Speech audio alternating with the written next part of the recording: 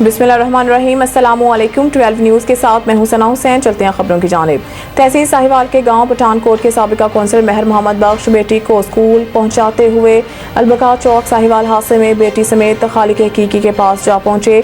तफसीलात के मुताबिक तहसील साहिवाल के इलाके पठानकोट के साबिका कौंसलर मेहर मोहम्मद बख्श अपनी बेटी को स्कूल छोड़ने तहसील साहिवाल आ रहे थे कि अलबका चौक पर ट्रैक्टर ट्राली की इज्जत में आकर खालिक हकीकी से जा मिले।